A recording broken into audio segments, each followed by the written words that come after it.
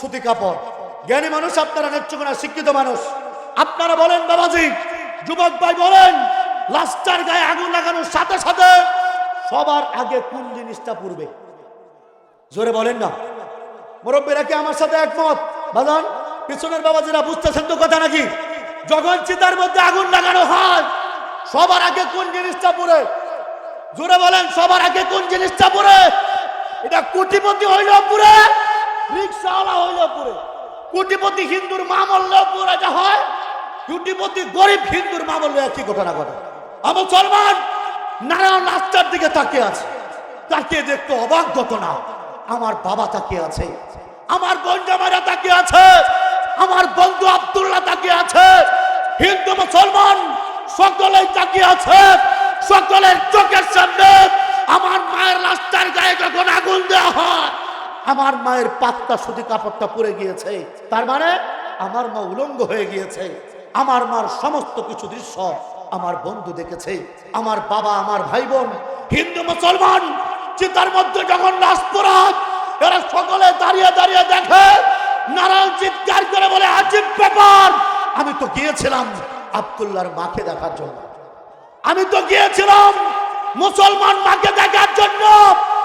উলঙ্গ চেহারা দেখবো দূরের কথা, একটা চুল দেখি নাই, একটা নখ দেখি নাই। কি মনে আসে নাকি আপনাদের?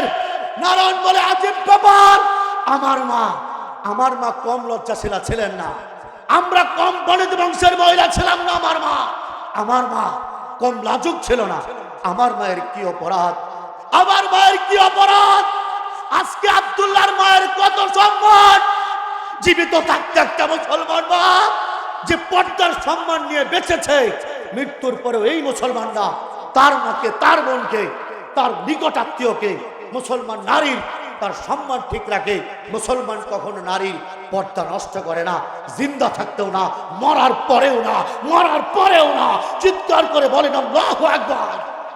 ও মুসলমান, নারায়ণ বলে, আজীব ব্যাপার, একই মানুষ, আমার মাও মহিলা, আব্দুল্লাহর মাও মহিলা, কিন্তু আব্দুল্লাহর মা এত সম্মান পেয়েছে, ইজ্জত পেয়েছে, আর আমার মা সকলের সামনে উলঙ্গ হয়েছে।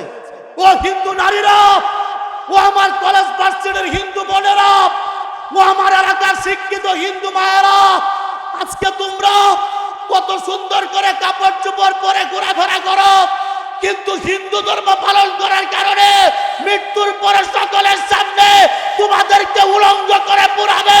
এটা কোনো ইজ্জতের ধর্ম হইতে পারে না, সম্মানের ধর্ম হইতে পারে না। চিৎকার করে বলেন কথা ঠিক কিনা?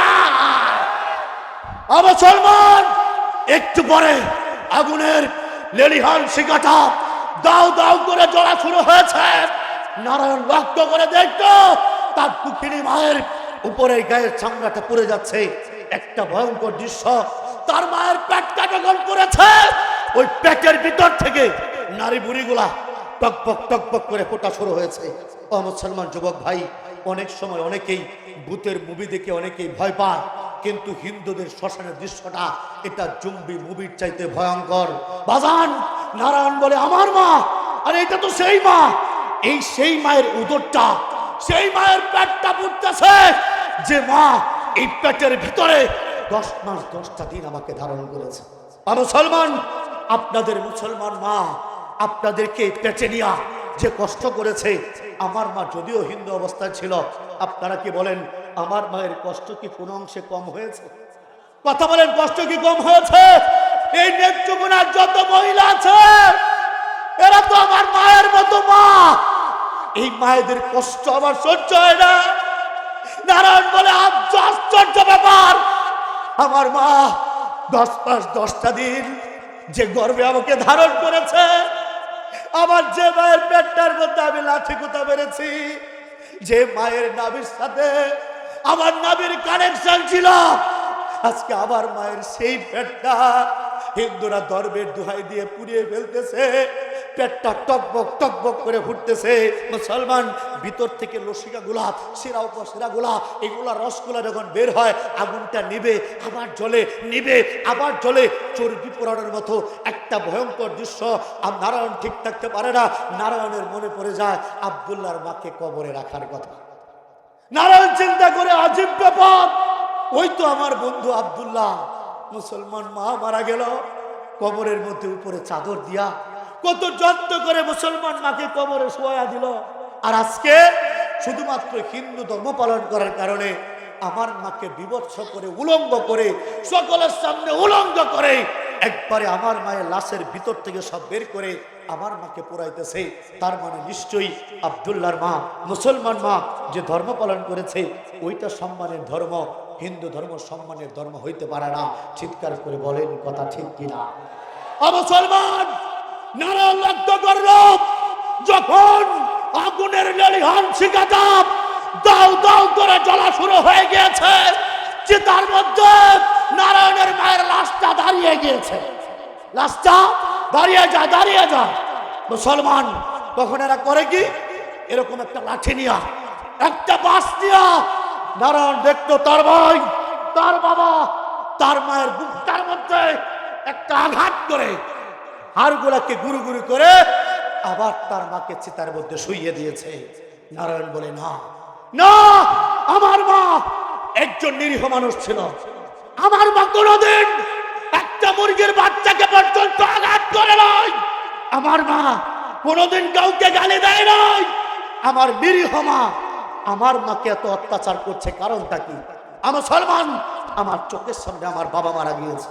এই নেত্রকোনা জয়নগর হাসপাতালে এই দিক দিয়ে বাবার লাস্ট টাইম অ্যাম্বুলেন্সে করে নিয়েছি। আমার চোখের সামনে বাবাকে চিতার মধ্যে পুড়িয়েছে।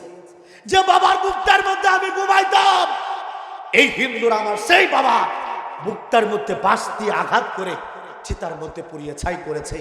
ও হিন্দু যুবক, ও হিন্দু যুবক, তুমি তোমার মিথ্যা ধর্ম থেকে বের হয়ে আসো।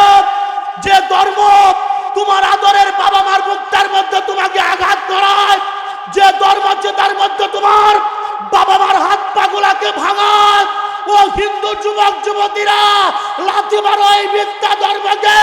তোমরা দলে দলে ঘর থেকে বের হও, সত্য ধর্ম ইসলাম গ্রহণ করো, নতুবা আগুন থেকে বাঁচতে পারবে না, আগুন থেকে কাউকে বাঁচাইতে পারবে না, বাঁচাইতে পারবে না। চিৎকার করে বলেন কথা ঠিক কিনা? ও মুসলমান, নারায়ণ দেখতো কিরে, একই মানুষ, আমার মা মানুষ, আব্দুল্লাহর মা মানুষ। আব্দুল্লাহর মায়ের কত ইজ্জত, কত সম্মান, আর আমার মায়ের কত সম্মান। আমার মা এত মহিষী নারী হওয়া সত্ত্বেও আমার মাকে যে আঘাত করা হয়েছে, এর দ্বারা আমি বুঝতে পেরেছি আমার মায়ের ধর্মটা সত্য ধর্ম হইতে পারে না। মুসলমান, এই কবর আর শ্মশানের শান্তি আর অশান্তির দৃশ্য দেখে আপনারা শুনলে কলিজাটা মরে যাবে। এই নারায়ণ ছেলেটা আর হিন্দু ধর্ম পালন করে নাই। দুইটা ধর্মের পার্থক্য দেখে এই মুসলমান মায়ের কবরের ইজ্জত সম্মান আর হিন্দু মায়ের শ্মশানের বিভৎস দৃশ্য দেখে এই নারায়ণ ছেলেটা আর হিন্দু ধর্মে টিকতে পারে নাই। আলহামদুলিল্লাহ, আলহামদুলিল্লাহ, এই নারায়ণ ছেলেটা শ্মশান থেকে উঠে এসে কালেমা পড়ে মুসলমান হয়ে গিয়েছে, মুসলমান হয়ে গিয়েছে। জোরে বলেন না সুবহানাল্লাহ, আল্লাহু আকবার। এই জন্য মুসলমান, আপনাদের কাছে আমার বিনীত অনুরোধ থাকবে, বিনীত আর্জি থাকবে, ইসলাম যেহেতু পেয়েছি, ইসলাম ধর্ম যেহেতু পেয়েছি, আমরা যারা পুরুষ আছি, আমাদের অধীনস্থ যে সমস্ত মহিলারা আছে, আমরা আজকে থেকে নিয়ত করব, আমার মেয়ে, আমার স্ত্রী, আমার মা, আমার আত্মীয় স্বজন যারা আমার অধীনস্থ মহিলা, এদেরকে আমরা পর্দা করাবো। ইসলামের সুন্দর সুন্দর সমাহান এই শান্তির পর্দার বিধান আমি আমার পরিবারে বাস্তবায়ন করার চেষ্টা করব। আমরা প্রত্যেক মুসলমান যারা এখানে উপস্থিত, প্রত্যেকে যদি একটা দায়িত্ব নিজ পরিবারে নিতে পারি, আশা করি গোটা এলাকাটা পরিবর্তন হয়ে যাবে। কথা বলেন ঠিক কিনা? আমরা এখন থেকে নিয়োগ করব, আমরা নিজে পর্দা করব পুরুষরা, পাশাপাশি আমাদের অধীনস্থ মহিলা যারা আছে এদেরকে আমরা খাস পর্দা করাবো। এটা ইসলামের একটা প্রচার, ইসলামের একটা সৌন্দর্য, ইসলামের একটা দাওয়াত। কথা বলেন ঠিক কিনা? এই জন্য আজকে থেকে নিজে পর্দা করব, মহিলাদেরকে পর্দা করাবো। কার কার নিয়ত আছে আমার মালিককে একটু হাতটা তুলে দেখান। আল্লাহু আকবার। আল্লাহ এই প্রত্যেকটা মানুষকে তুমি পর্দানশীলা পরিবার হিসেবে কবুল করো, ইসলামের সুমহান সৌন্দর্য গোটা পৃথিবীতে ছড়িয়ে দেওয়ার তৌফিক দান করো। ইসলামী দাওয়া বিষয়ক আমার উস্তাদ মুফতি জুবায়ের আহমেদ কাসিমি সাহেব সহ আমাদের দাওয়াতি বইগুলা সামনের স্টলে পাওয়া যায়। যাদের পক্ষে সম্ভব হয় আপনারা দাওয়াতি বইগুলা সংগ্রহ করবেন। আল্লাহ রাব্বুল আলামিন আমাদের সকলকে কবুল করেন, দাওয়াতি কাজের জন্য কবুল করেন। বক্তা অনেক, আমার পরেও আরো 5-6 জন বক্তা আছে, যে কারণে দীর্ঘ সময় নেওয়াটা এটা উচিত হবে না। আমরা তো এলাকার মানুষ, দেশি মানুষ, দেখা হবে ইনশাল্লাহ যে কোনো জায়গায়। সর্বশেষ একটা দাওয়াত আপনাদের